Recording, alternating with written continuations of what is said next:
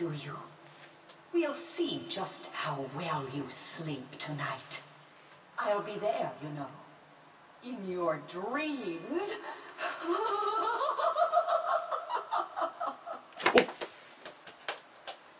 Don't pay any attention to that. Sorry about that. Hello again and welcome to another review. This time I'm going to take a look at an underrated and underdog console, depending on where you come from. The Sega Master System. Yeah. Sega's first home console and possibly underrated in many respects. So, without further ado, let's take a look. Here is the Sega Master System in front, as you can see. This is the Model 2 console. I currently don't own the Model 1 version of the Master System, however I do plan on getting it very shortly. But I'll show you the features that the Master System 2 has. On the front you have the power switch, so you can turn the console on and off easily. You have a pause button, which the only other console I know to have that is the Atari 7800. That's the only way to pause any of the games. On the front you have the two control inputs, Control 1 and Control 2, exactly the same ports for the Mega Drive. On the top we have the cartridge tray, and this protects it from dust, but although it doesn't catch on very well, so you can't secure it, it just opens up at its own account sometimes. But this is where you insert the cartridges, such as Sonic the Hedgehog, in like that. So it's all easy enough to follow. On the front, on the back, same story. AC adapter input, an RF output, which is a real pain for anyone who has modern TVs and cannot support RF output. Here's a quick update. So I've recently purchased a Master System Model 1, which in my personal opinion is actually better than Model 2 mainly because it has AV output instead of the RF output. So, well, it has RF as well, but obviously with the AV output it's easy to connect to a modern TV. So, and also it has a card slot, which I don't have any games for at the minute, for the card Master System games, but hopefully I'll get around to doing that at some point. But yep, I would recommend this over the Model 2. I'm not saying the Model 2 is bad, I'm just saying I prefer Model 1, because it's just, in my opinion, slightly better. Here is a typical example of a Master System controller. All controllers that are included with the system look like this. A few moderations with each controller, but they're more or less the same sort of design. You have your control pad here, which goes in 8 directions. Number 1 button, which usually starts the game, and your number 2 button. You do a little 1 and you do a bit of a 2. Simple, easy controls yet again for even novice players for video games. And while I'm on the subject of controllers, I can quickly show you the control stick. Ooh. Basically, it's the same sort of thing, except the controls are reversed. You've got the buttons on the left hand side here and the control stick on the right hand side. With normal controller you have the control pad on the left hand side and the buttons on the right. Here is a typical example of a Master System game, Sonic the Hedgehog, in a plastic casing with name of the game on the front, name of the game on the side, and information about the game on the back, which even got information on the number of levels or rounds and number of players and peripherals that are compatible with the game. Very interesting to know that, actually. And it also shows you what type of game it is in the corner, mostly action. Ooh. Well, here's my current Master System collection, which goes right alongside my Mega Drive collection. Goes well together as the same size cases. You've got the white Master System cases and you've got the black Mega Drive Genesis cases. Now for those gamers who would like to play the Master System games on the go, on the Game Gear more specifically, they would have to get a converter known as the Master Gear Converter. It's a clever and very unique device. No other game company that I know of has ever released such a thing, that allows you to play your home console Master System games on the Game Gear using this clever little device. Yep, which requires no additional power and no additional batteries, which is really good. all you have to do is plug it in like so, screw it there, basically insert it like a basic Game Gear game, the average Game Gear game, and then plug in the Master System game, Sonic the Hedgehog 2, which I've got here, and you're ready to play some games on the go, Master System games on your Game Gear. Now before we review any games or anything, let's have a quick look at the history of the Master System.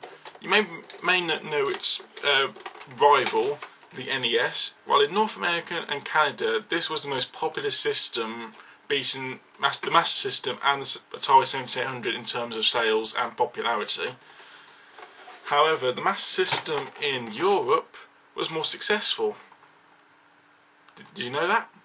Yes? No? If you did, sorry. If you didn't, there's something new that you didn't know before you watched this video.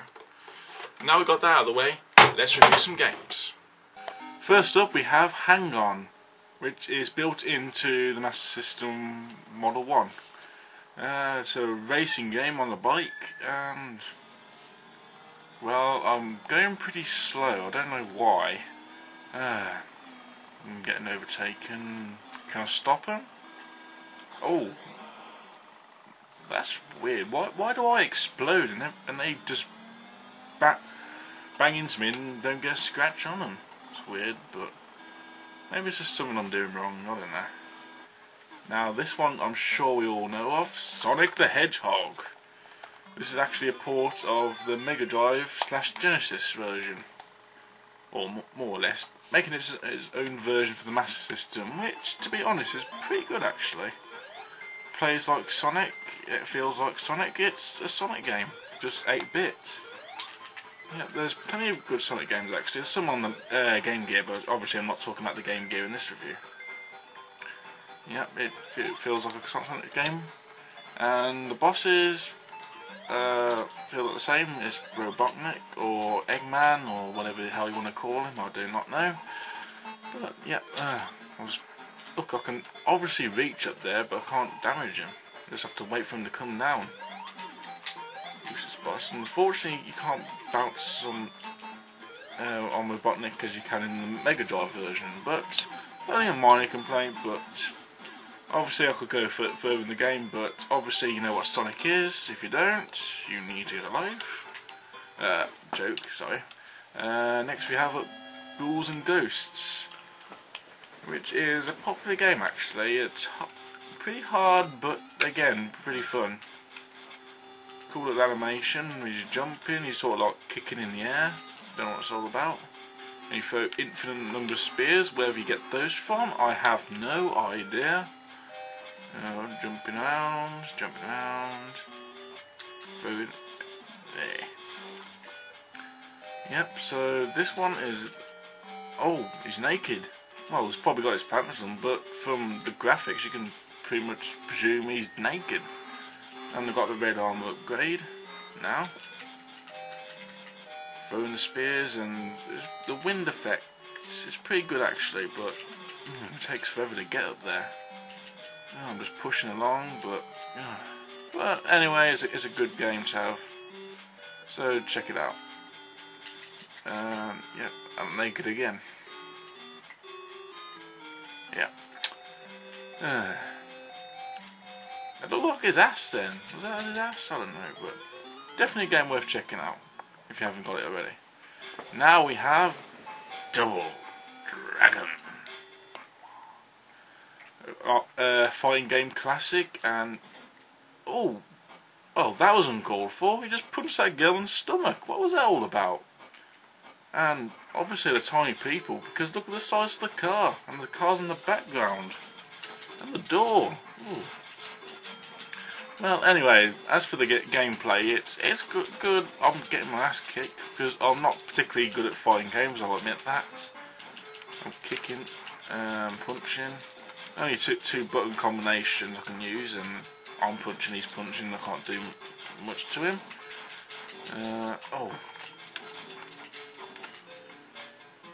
Yeah, this is just a weird song. Obviously, graphically, the game is better than the NES port, but some say the NES is better because of its playability. And obviously, as you can see here, it's flickering a lot because all the characters on the screen. California Games. I've saved the worst for last. Believe me. You'll choose compete in one event. One player. Well, you can have actually 8 players for this crappy game. Well, I could probably do a whole review just on this game by itself, but I just thought I'd throw this in just for a little bonus. Bob, that's me. It's not my name, but I just like the name Bob. Bob. Okay, this is skating. To be honest, I haven't got a clue how this game is supposed to work. I'm going back and forth with the control pad, I'm pressing the buttons. I have no idea how to control this. And somehow I crashed or something, I don't know. I'm going up and down, I'm trying my best.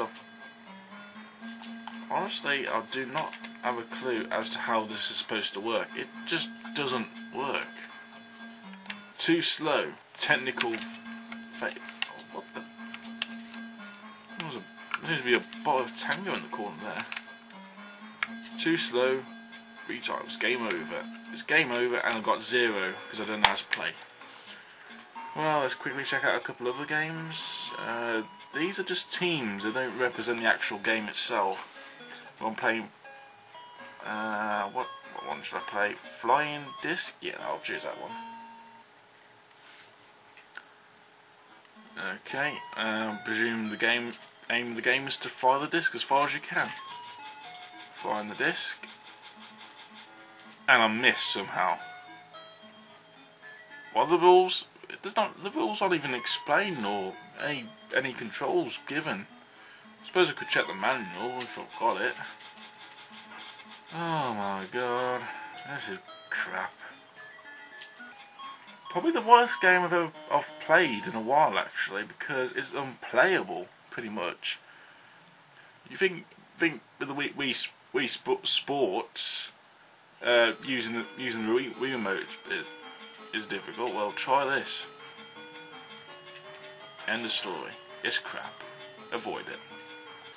So we're going to look at the console itself and playing some of the Master System games. What can we conclude about the Master System itself? Well, it is an underrated console actually. Pretty much like the Sega Saturn, which is also an underrated console. This is definitely worth picking up. If you're a fan of the Mega Drive or Genesis, you should definitely check out its 8-bit counterparts and predecessor. Yeah, it's definitely worth having for any Sega collector. Definitely worth revival of the NES in terms of graphics and a few of the games as well. Yep, there are plenty of great titles for this system, countless, so you're not short of games to pick up for this. Would recommend getting the Master System 2, it's up to you, but I'd recommend getting the Master System 1, basically for the fact that Master System 1 you can connect it through an AV port, whereas the Master System 2 you can't. For some reason, except the French version for some reason. Don't know why that is. I really don't. But I hope you enjoyed this review, and until next time, keep playing, but not play crap.